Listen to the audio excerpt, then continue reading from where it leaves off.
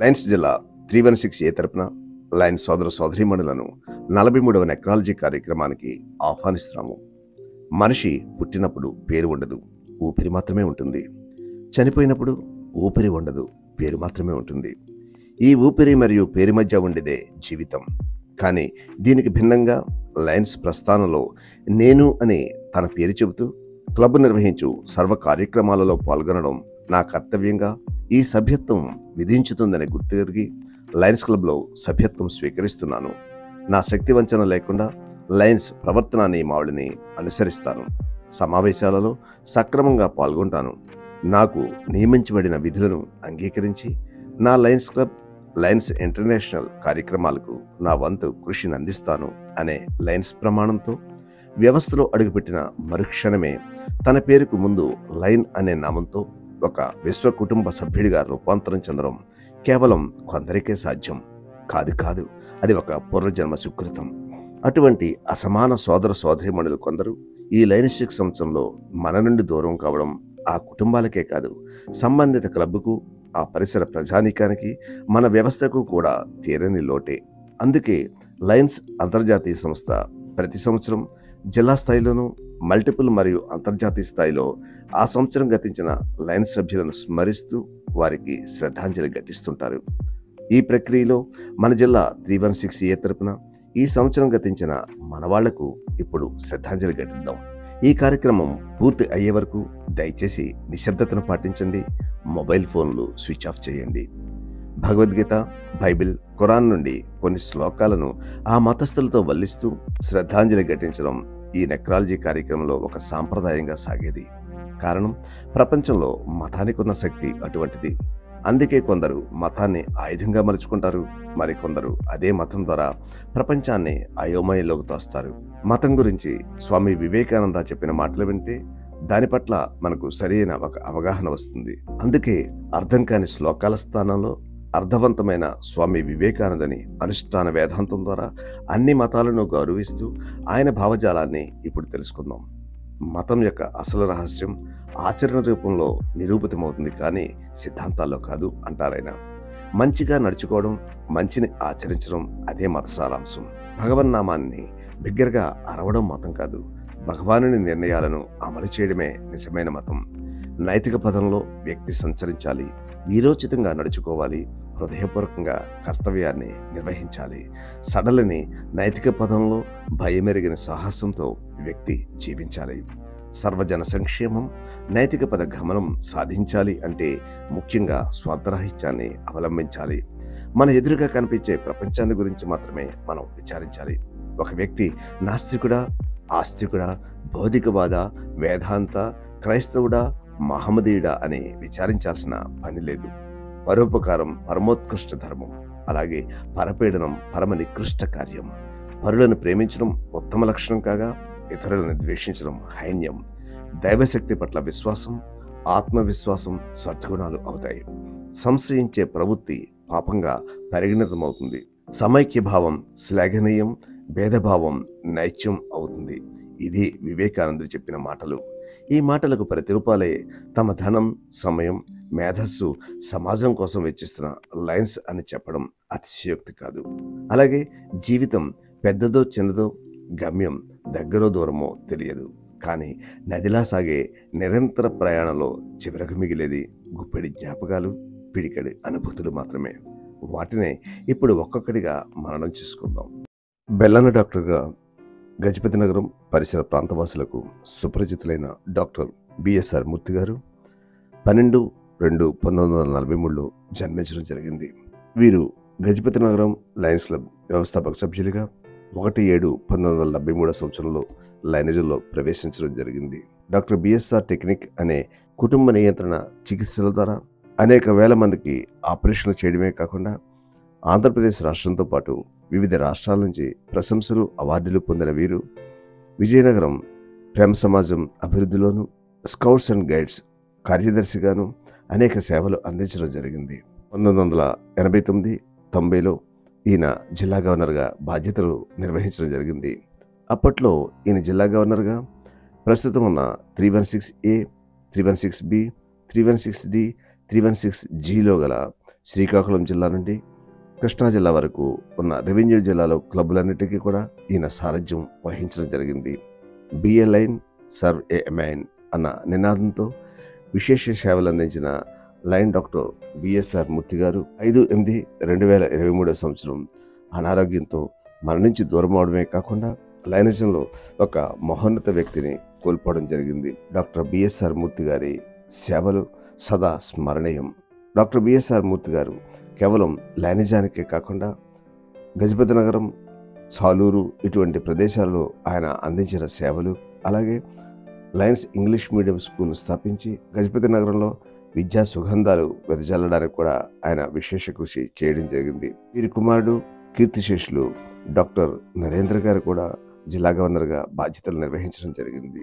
వీరి మరణం కేవలం లైనిజానికే కాకుండా అనేక పేద ప్రజానీకానికి కూడా ఒక తీరని లోటే. లయన్స్ క్యాన్సర్ హాస్పిటల్ నిర్వహణలో కూడా వీరు విశేష కృషి చేయడం జరిగింది. అటువంటి మహోన్నత వ్యక్తికి శ్రద్ధాంజలి ఘటిస్తూ వారి కుటుంబ సభ్యులకు లయన్స్ జిల్లా 316A తరపున ప్రగాఢ సానుభూతి తెలియజేస్తున్నాం. అందమైన శరీరం ఉన్న ప్రతి ఒక్కరూ ఆనందంగా ఉండలేరు, కానీ అందమైన మనసు ఉన్న ప్రతి ఒక్కరూ ఆనందంగా ఉండగలరు. ఆ గొప్పతనం దేవుడిది కాదు, మనసుని అందంగా మలుచుకున్న మనిషిది. లైన్ డీజీకే రాజు గారు 15/7/1940లో జన్మించిన వీరు 10/1/1979 సంవత్సరం విశాఖపట్నం సౌత్ క్లబ్ ద్వారా లైనిజంలోకి అడుగుపెట్టడం జరిగింది. లైనిజంలో అనేక పాత్రలను నిర్వహించిన వీరు 2002-2003 సంవత్సరం జిల్లా గవర్నర్గా బాధ్యతలు నిర్వహించడం జరిగింది. ప్రస్తుతం 316A, 316Bగా పిలువబడే 2 జిల్లాల సంయుక్త గవర్నర్గా కలెక్టివ్ ఎఫర్ట్స్ ఎఫెక్టివ్ రిజల్ట్స్ అన్న నినాదంతో సమర్థవంతంగా వీరు బాధ్యతలు నిర్వహించడం జరిగింది. మృదు స్వభావి, మితభాషి, లైనిజం అంటే విశేష మక్కువ. దక్షిణ భారతదేశం అంతా ఒక మల్టిపుల్గా ఉండే సమయంలోనే వీరు మల్టిపుల్ స్థాయిలో అనేక పదవులు నిర్వహించి అనేక మందితో పరిచయాలు పెంచుకోవడమే కాకుండా లైనిజం అంటే తన జీవితంలో ఒక భాగంగా మలుచుకున్న డీజీకే రాజు గారు 13/12/2023 గతించడం జరిగింది. వీరి పవిత్ర ఆత్మకు శాంతి కలగాలని ప్రార్థిస్తూ వారి కుటుంబ సభ్యులకు మన జిల్లా తరపున ప్రగాఢ సానుభూతి తెలియజేస్తున్నాం. మెచ్యూరిటీ అంటే శరీర భాగాల్లోనూ గొంతులోనూ వచ్చే మార్పులు కాదు, అవి ప్రకృతి సిద్ధమైనవి, అందరిలోనూ వస్తాయి. మరి మెచ్యూరిటీ అంటే భావ వ్యక్తీకరణలో మార్పు, ఆలోచన విధానంలో మార్పు, ఇచ్చిపుచ్చుకునే గౌరవంలో మార్పు, మన ప్రవర్తనలో మార్పు. ఇవి మనలో పరిణితి కలిగితే వచ్చే నిజమైన మార్పులు. అదే అసలైన మెచ్యూరిటీ. లైన్ కేఎస్ఎన్ మూర్తి వీరు విశాఖపట్నం లయన్స్ క్లబ్ సభ్యులు. 1/10/1984లో లైనిజంలో ప్రవేశించిన వీరు లైనిజంలో అనేక సేవలు అందించడమే కాకుండా గొప్ప ఆధ్యాత్మికవాది. అనేక ఆధ్యాత్మిక కార్యక్రమాల్లో పాల్గొంటూ లైనిజంలో కూడా విశేష సేవ అందించి విశాఖపట్నం లయన్స్ క్లబ్ మనుగడలో ఒక కీలకమైన పాత్ర పోషించిన కేఎస్ఆర్ మూర్తి గారు గత సంవత్సరం మన జిల్లా వార్షికోత్సవం ముగిసిన తర్వాత 26/6/2023 మన నుంచి దూరం కావడం జరిగింది. అనేక మందితో పరిచయాలు గల వీరి మరణం మన లైనిజానికి, ప్రత్యేకించి విశాఖపట్నం లయన్స్ క్లబ్కు కూడా తీరని లోటే. వారి ఆత్మకు శాంతి కలగాలని వారి కుటుంబ సభ్యులకు మన జిల్లా తరపున ప్రగాఢ సానుభూతి తెలియజేస్తూ శ్రద్ధాంజలి ఘటిస్తున్నాము. సహనంతో భరిస్తున్నారు కదా అని హేళనగా మాట్లాడడం తప్పు. మనవారైనా పరాయి వారైనా ఎవరైనా సరే చులకనగా చూడకూడదు. సహనం నశించి వారు తిరిగి హేళన చేస్తే భరించడం కష్టం. లైన్ మొహమ్మద్ శంషుద్దీన్ వీరు విశాఖపట్నం ద్వారకానగర్ వ్యవస్థాపక సభ్యులు. 10/1/2003 సంవత్సరంలో ద్వారకానగర్ క్లబ్లో ప్రవేశించిన వీరు క్లబ్ స్థాయిలో అనేక పదవులు నిర్వహించి జిల్లా స్థాయిలో కూడా వీరు అనేక సేవలు అందించడం జరిగింది. 22/7/2023 వీరు గతించడం జరిగింది. జిల్లా స్థాయిలో అనేక మందితో పరిచయాలు ఉండే వీరి మరణం ద్వారకానగర్ లయన్స్ క్లబ్కే కాకుండా మన జిల్లాకు కూడా తీరని లోటే. వీరి పవిత్రాత్మకు శాంతి కలగాలని ప్రార్థిస్తూ వారి కుటుంబ సభ్యులకు మన జిల్లా తరపున ప్రగాఢ సానుభూతి తెలియజేస్తున్నాము. శాంతంగా ఉంటేనే జీవితంలో మీరు దృఢంగా ఉండగలరు. గుర్తుంచుకోండి, చల్లగా ఉన్నప్పుడు అత్యంత దృఢంగా ఉండే ఇనుము కూడా వేడికి బలహీనం అయిపోతుంది. సిహెచ్ సుదర్శన్ రావు గారు విశాఖపట్నం ద్వారకానగర్ లయన్స్ క్లబ్ సభ్యులు. వీరు క్లబ్ స్థాయిలో అనేక సేవా కార్యక్రమాలు నిర్వహిస్తూ 28/7/2023 సంవత్సరం వీరు మన నుంచి దూరం కావడం జరిగింది. లయన్ సుదర్శనరావు గారి మరణం విశాఖపట్నం ద్వారకానగర్ లయన్స్ క్లబ్కు తీరని లోటే. వారి ఆత్మకు శాంతి కలగాలని వారి కుటుంబ సభ్యులకు మన జిల్లా తరపున ప్రగాఢ సానుభూతి తెలియజేస్తున్నాము. చూసేవాళ్ళు చుట్టూ లేకున్నా సరే పుష్పం వికసించక మానదు. నీ పని నువ్వు నిశ్శబ్దంగా చేసుకుంటూ వెళ్ళు. నిన్ను ఇష్టపడేవాళ్ళు దారి వెతుక్కుంటూ వస్తారు. లయన్ జిఎన్వి సత్యనారాయణ గారు తుని లయన్స్ క్లబ్ సభ్యులు, తుని లయన్స్ క్లబ్ అధ్యక్షులుగా, అదేవిధంగా క్లబ్ స్థాయిలో అనేక బాధ్యతలు నిర్వహించి జిల్లా స్థాయిలో కూడా సేవలు అందించడం జరిగింది. అనారోగ్య కారణంగా 31 ఆగస్టు 2023 సంవత్సరం మరణించి దూరం కావడం జరిగింది. వారి ఆత్మకు శాంతి కలగాలని ప్రార్థిస్తూ మన జిల్లా తరపున వారి కుటుంబ సభ్యులకు ప్రగాఢ సానుభూతి తెలియజేస్తున్నాను. సరైన వ్యక్తులతో అనుబంధం ఒక చెరుకుగడ లాంటిది. దాన్ని చెతగొట్టినా, రుబ్బినా, నుజ్జు చేసినా, పిప్పి చేసినా చివరకు అది తీయదనాన్నే ఇస్తుంది. లయన్ పివిసి శేషారావు గారు పార్వతీపురం లయన్స్ క్లబ్ సభ్యులు. 1/10/1994లో లయనిజంలో ప్రవేశించిన వీరు 15/9/2023న మరణించి దూరం కావడం జరిగింది. క్లబ్ స్థాయిలో అనేక సేవలు అందించిన పివిసి శేషారావు గారి మరణం పార్వతీపురం లయన్స్ క్లబ్కే కాకుండా మన జిల్లాకు కూడా తీరని లోటే.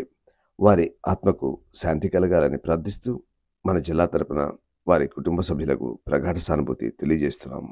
ప్రతి చినుకు ముత్యం కాకపోవచ్చు, ప్రతి అడుగు గమ్యం చేరకపోవచ్చు, ప్రతి మనిషి మనసుకు దగ్గర కాకపోవచ్చు, కానీ మనసును తాకిన ప్రతి పరిచయం స్నేహంగా మారుతుంది. లయన్ దాసరి సత్యనారాయణ గారు విశాఖపట్నం గోపాలపట్నం లయన్స్ క్లబ్ సభ్యులు.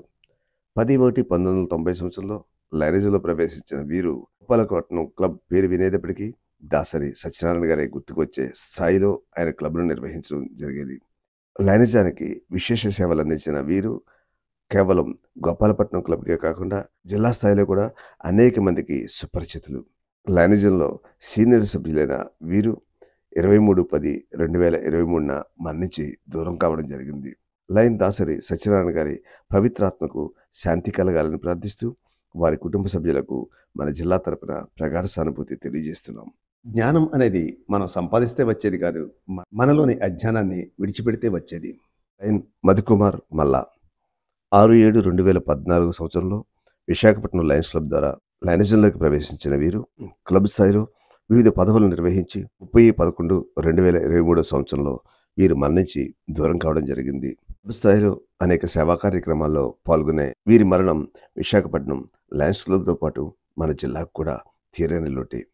వారి పవిత్ర ఆత్మకు శాంతి కలగాలని ప్రార్థిస్తూ వారి కుటుంబ సభ్యులకు మన జిల్లా తరపున ప్రగాఢ సానుభూతి తెలియజేస్తున్నాము. నీ నవ్వు వెనుక దాగిన బాధను గుర్తించేవాడు, మౌనం దాల్చిన నీ భావాన్ని అర్థం చేసుకునేవాడే నిజమైన స్నేహితుడు. అటువంటి వారు దొరికితే వదులుకోకండి. తిరిగి దొరకడం చాలా కష్టం, ఒక్కొక్కసారి అసాధ్యం కూడా. Lion SLN Gupta Anakapalli Lions club senior సభ్యులు. 1/10/1982లో లయనిజంలో చేరిన వీరు రీజన్ చైర్పర్సన్గానే కాకుండా జిల్లా స్థాయిలో అనేక బాధ్యతలు నిర్వహించడం జరిగింది. అనకాపల్లి క్లబ్ ప్రస్తావన వచ్చేటప్పటికి ఎస్ఎల్ఎన్ గుప్తా గారు ఎలా ఉన్నారు అని చెప్పి చాలామంది అడిగే స్థాయి వీరిది. డాక్టర్గానే కాకుండా లయనిజంలో విశేష సేవలు అందించిన వీరు 24/3/2024న మరణించి దూరం కావడం జరిగింది. లయన్ ఎస్ఎల్ఎన్ గుప్తా గారి మరణం అనకాపల్లి క్లబ్కే కాకుండా మన జిల్లాకు కూడా తీరని లోటే. వారి పవిత్ర ఆత్మకు శాంతి కలగాలని ప్రార్థిస్తూ వారి కుటుంబ సభ్యులకు మన జిల్లా తరపున ప్రగాఢ సానుభూతి తెలియజేస్తున్నాం. గుర్తించుకోండి, మన సంస్కారం చెప్తుంది కుటుంబం ఎలాంటిదో, మనం మాట్లాడే మాటలు చెప్తాయి స్వభావం ఎలాంటిదో, మనం చేసే వాదన చెప్తుంది జ్ఞానం ఎంతుందో, మనం చూసే చూపు చెప్తుంది ఉద్దేశం ఏమిటో, మన వినయం చెప్తుంది నేర్పిన విద్య ఎలాంటిదో. ఈ ప్రపంచంలో విలువ కట్టలేని నీరు కన్నీరు. మిక్కిలి ఆనందంలో మిక్కిలి బాధలో వచ్చేది ఆ కన్నీరే. వీలైతే ఎవరినైనా సంతోషపెట్టి ఆనంద బాష్పాలు పెట్టించడానికి ప్రయత్నించాలి, కానీ బాధించి ఎవరి కన్నీరుకు మనం కారణం కాకూడదు. ఈ సందర్భంగా విశ్వకవి రవీంద్రనాథ్ ఠాగూర్ రచించిన అద్భుతమైన కవితను విందాం. నేనిక లేనని తెలిసాక విషాదాశ్రులను వర్షిస్తాయి నీ కళ్ళు, కానీ మిత్రమా అదంతా నా కంటపడదు. ఆ విలాపమేదో ఇప్పుడే నా సమక్షంలోనే కానిస్తే పోలా? నీవు పంపించే పుష్పగుచ్చాలను నా పార్థివ దేహం ఎలా చూడగలదు? అందుకే అవేవో ఇప్పుడే పంపరాదా? నా గురించి 4 మంచి మాటలు పలుకుతావు అప్పుడు, కానీ అవి నా చెవిన పడవు. అందుకే ఆ మెచ్చేదేదో ఇప్పుడే మెచ్చుకో. నేనంటూ మిగలని నాడు నా తప్పులను క్షమిస్తావు నువ్వు, కానీ నాకు ఆ సంగతి తెలియదు. అదేదో ఇప్పుడే క్షమించేయలేవా? నన్ను కోల్పోయిన లోటు నీకు కష్టంగా తోస్తుంది, కానీ అది నాకెలా తెలుస్తుంది? అందుకని ఇప్పుడే కలిసి కూర్చుందాం కాసేపైనా. నాతో మరింత సమయం గడిపి ఉండాల్సిందని నీకు అనిపిస్తుంది. అదేదో ఇప్పుడే గడపొచ్చుగా మనసారా. సానుభూతి తెలపడానికి నా ఇంటి వైపు అడుగులు వేస్తావు నా మరణ వార్త విన్నాక. సంవత్సరాలుగా మనం ఏం మాట్లాడుకున్నామని? ఇప్పుడే నా వైపు చూడు, నాతో మాట్లాడు, బదులు పలుకుతాను, కాసేపైనా గడుపుతాను, హాయిగా నీతో వెలుగుతాను. అందుకే బ్రతికి ఉండగానే ఒకరితో ఒకరు మాట్లాడుకుందాం, పంతాలకు పోయి మనుషులను దూరం చేసుకోకుండా వెలుగుదాం.